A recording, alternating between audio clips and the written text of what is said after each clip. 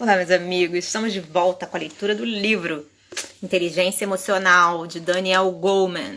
Um livro fantástico que estou dividindo com vocês. E hoje a gente vai falar sobre como o cérebro cresceu. É interessantíssima essa parte. Bom, o livro todo é interessante, né? E aí, Daniel Goleman diz o seguinte: para melhor compreender o forte império das emoções sobre a mente pensante, e por que razão o sentimento e a razão entram tão facilmente em conflito, consideremos como o cérebro evoluiu. O cérebro humano, com os seus cerca de 1,5 kg de células e fluidos neuronais, tem aproximadamente 3 vezes o tamanho dos nossos primos mais chegados na escala da evolução, os primatas não humanos.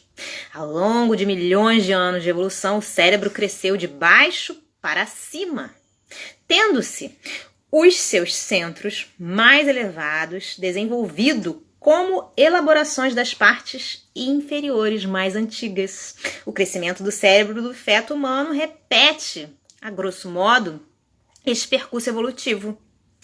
A parte mais primitiva do cérebro, partilhada com todas as espécies, que tem mais do que um sistema nervoso mínimo, é o tronco cerebral, que rodeia o topo da espinal medula.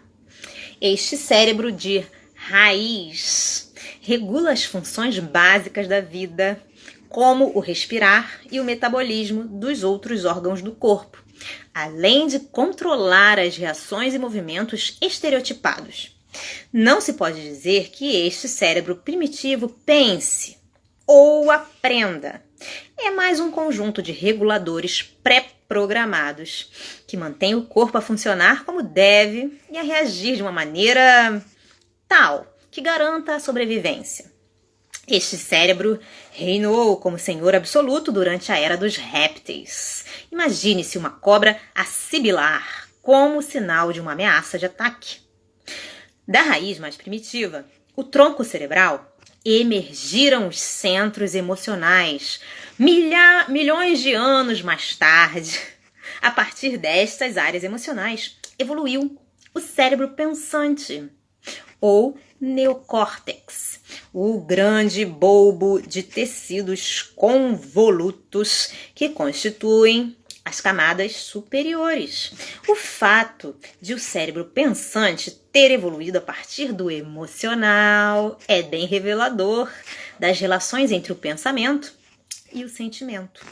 Havia um cérebro emocional muito antes de aparecer o cérebro racional.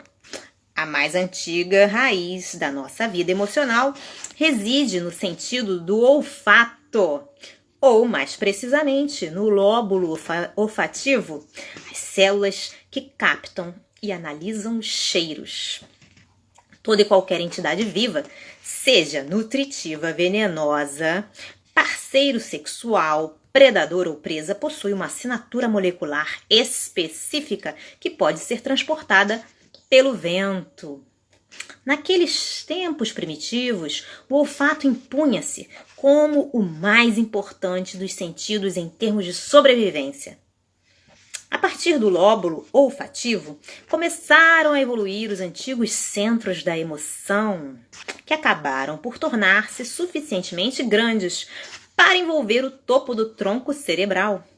Nos seus estádios rudimentares, o centro olfativo era constituído por pouco mais do que finas camadas de neurônios cuja missão era analisar os cheiros. Pois é, uma camada de células recebia a informação e classificava os cheiros em categorias relevantes: comestível ou tóxico, sexualmente disponível, inimigo ou refeição. Uma segunda camada de células enviava mensagens reflexivas, pois é, através do sistema nervoso, dizendo ao corpo o que fazer: morder, cuspir, aproximar, fugir, caçar. Com a chegada dos mamíferos, apareceram novas camadas chaves do cérebro emocional. Estas camadas, rodeando o tronco cerebral, pareciam-se um pouco com um pão, a que se tivesse sido arrancada uma dentada na parte inferior, onde o tronco cerebral encaixa. Porque esta parte do cérebro circunda e limita o tronco cerebral, ela recebeu o nome de sistema límbico. Pois é, vem de limbus, a palavra latina para orla. Este novo território neuronal veio acrescentar as emoções propriamente ditas ao repertório do cérebro.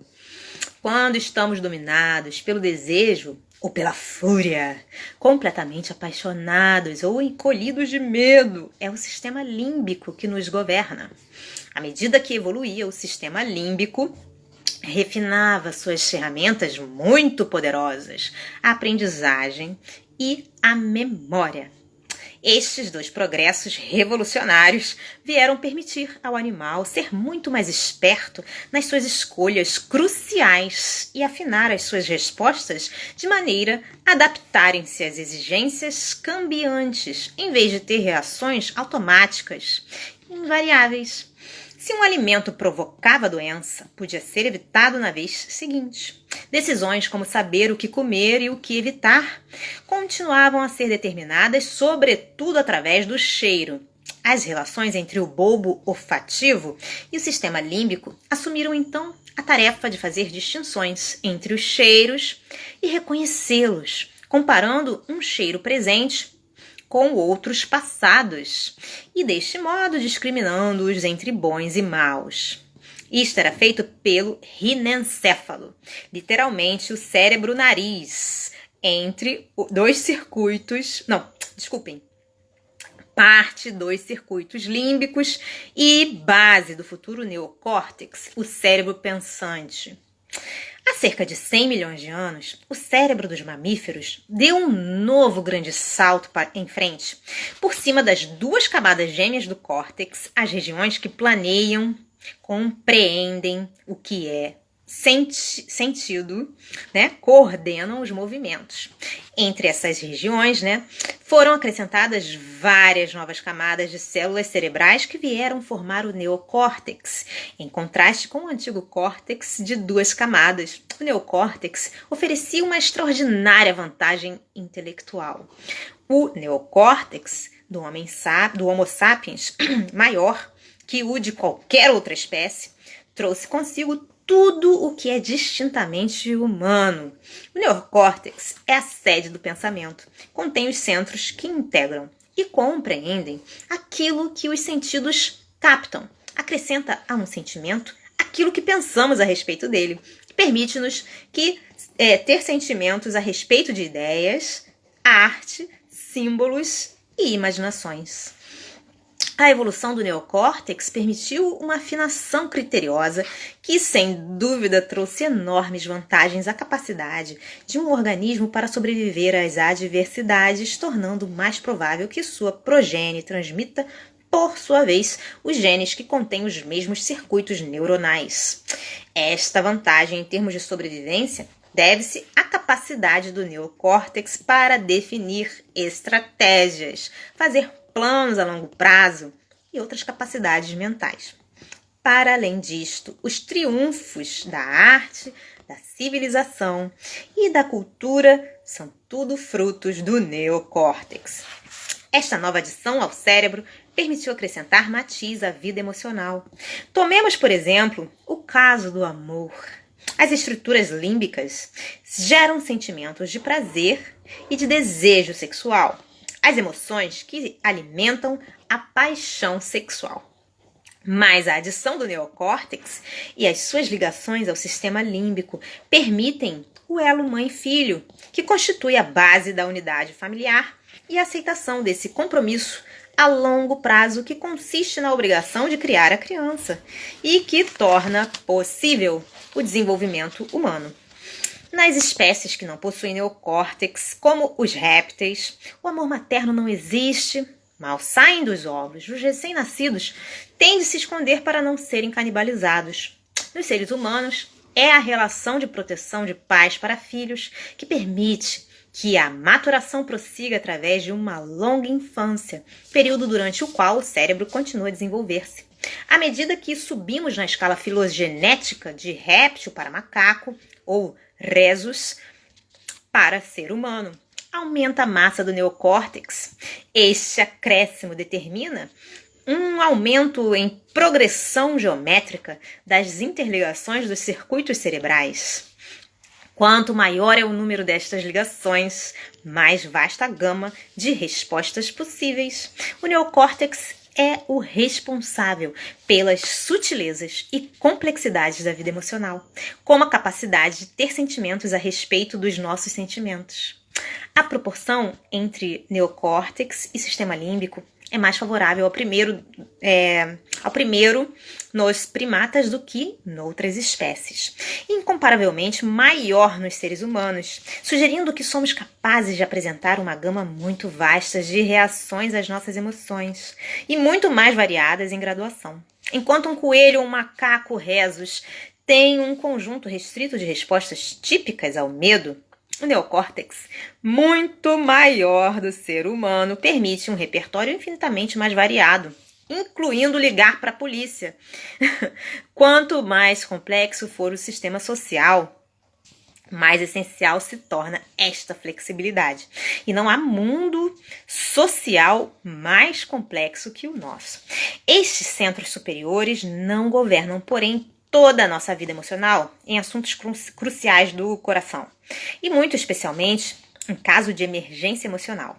Pode dizer-se que cedem a primazia ao sistema límbico, porque tantos dos centros superiores do cérebro nasceram de ou ampliaram o âmbito da área límbica. O cérebro emocional desempenha um papel crucial na arquitetura neuronal, como as raízes a partir das quais cresceu o cérebro mais recente. As áreas emocionais estão interligadas através de uma miríade de circuitos a todas as partes do neocórtex. Isto dá aos centros emocionais um imenso poder para influenciar o funcionamento do resto do cérebro, incluindo os centros do pensamento. Bom, gente, ficamos por aqui por hoje. Na próxima leitura, no próximo episódio, vamos falar sobre a anatomia de um sequestro emocional. Espero que vocês estejam gostando dessa leitura tanto quanto eu. Um grande beijo a todos. Deus abençoe e até a próxima. Tchau, tchau.